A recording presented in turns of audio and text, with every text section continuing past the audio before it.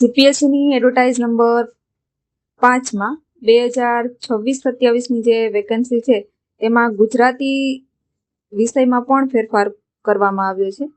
ગુજરાતી અને ઇંગ્લિશ યાદ રાખવું ખાલી પાસિંગ તરીકે ગણવામાં આવે છે. તેના ગુણ ઉમેરવામાં આવતા નથી. 300ના 25% એટલે કે 75 લાવવા જરૂર 75 માર્ક ગુણ લાવવા જરૂરી છે. જો તમે 75 માર્ક લઈ આવો તો પાસિંગ ગણાવો. પાસિંગ પાસ થશો તો આગળના માર્ક કાઉન્ટ થશે. આગળના નિબંધ અને 4 જીએસના સબ્જેક્ટ ટોટલ 5 વિષયના 1250 બધાના 250 લેખે 1250 ગુણ ગણાશે અને 150 માર્કનું ઇન્ટરવ્યુ. આમ 1400 માર્કમાંથી પરીક્ષાના ગુણ ગણાશે. ગુજરાતી અને ઇંગ્લિશ માત્ર પાસ થવા માટે છે.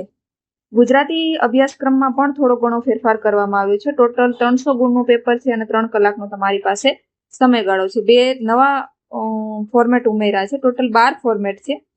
એમાં 2 ભાષાંતર છે અને ગુજરાતી વ્યાકરણ છે. સૌથી પહેલા નિબંધ. કેટલા ગુણનું છે? 40 ગુણનો નિબંધ છે. 250 થી 300 શબ્દોની મર્યાદા છે. કોઈ 5માંથી કોઈ પણ એક નિબંધ લખવાનો છે. એવી રીતના વિચાર વિસ્તાર કોઈ પણ 2.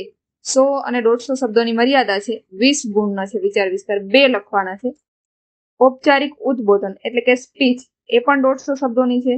200 ગુણનું પેપરમાં છે. પ્રચાર માટેના નિવેદનો એ પણ 200 માર્ક 20 ગુણના છે. 100 શબ્દોમાં છે.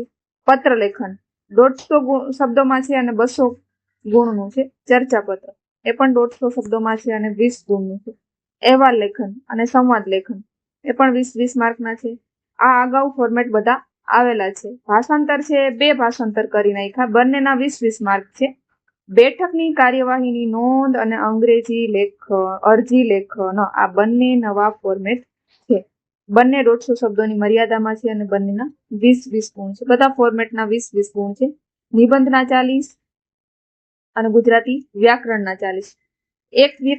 એક એમસીક્યુના 2 માર્ક છે. આ ટોટલ 20 એમસીક્યુ એટલે કે 40 ગુણ છે. કોમ્પ્યુટરાઇઝ છે અને એક એમસીક્યુ ખોટો પડે અથવા તો એકથી વધારે જવાબ આપણે ટીક કરીએ તો 0.6 ગુણ કપાવવાની સંભાવના એટલે નેગેટિવ માર્ક. આમાં માત્ર તમારે પાસ થવાનું છે. સ્કોરની જરૂર નથી. એટલે તમે મોક ટેસ્ટ ફોર્મેટ બધાના ફોર્મેટ તમને ખબર હોવું જોઈએ અને મોક ટેસ્ટની પ્રેક્ટિસ કરી લો એટલે તમે પાસિંગ માર્ક જેટલું તો કવર કરી શકશો. ત્યારબાદ અંગ્રેજી. ઇંગ્લિશના પેપરમાં ગયા વખતે પણ આ જ ફોર્મેટ હતી. એમાં કોઈ પણ ફેરફાર કરવામાં આવ્યો નથી. પણ આ યુપીએસસીની બેઠી પેટર્ન છે. યુપીએસસીમાં પણ સેમ આ જ પેટર્ન છે. એટલે જો તમારું ઇંગ્લિશ વીક હોય ને તમારે પ્રેક્ટિસ કરવી હોય તો યુપીએસસીના પીવાયક્યુ લઈ અને તેની પ્રેક્ટિસ કરી શકો. એસે એક એસે એની 1 ટોપિક ઉપર એસે કેટલા ગુણનું છે? 80 ગુણનો એસે છે. પ્રેસિવ રાઇટિંગ સંક્ષિપ્તીકરણ 70 ગુણનું છે. રીડિંગ કોમ્પ્રિહેન્શન પ્રશ્નોમાંથી જવાબ લખવાનું એ પણ 70 ગુણનું છે. ટ્રાન્સલેશન એ માત્ર 20 ગુણનું જ છે. ગુજરાતીમાંથી ઇંગ્લિશ કરવાનું છે. અને ગ્રામર કેટલા માર્કનું છે? 60 માર્કનું છે. ટોટલ 30 પ્રશ્ન છે અને એમાં પણ નેગેટિવ માર્કિંગ અવેલેબલ છે. આ બંનેમાં આમાં પણ 300માંથી માત્ર તમારે 75 માર્ક જ લઈ આવવાના છે. માત્ર પાસિંગ માટે જ અવેલેબલ છે.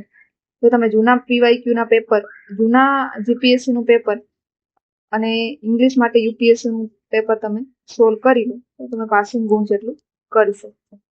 જો તમને અમારું ચેનલનું કન્ટેન્ટ ગમતું હોય તો અમારી ચેનલને લાઇક, શેર અને સબસ્ક્રાઇબ કરો. Thank you for watching.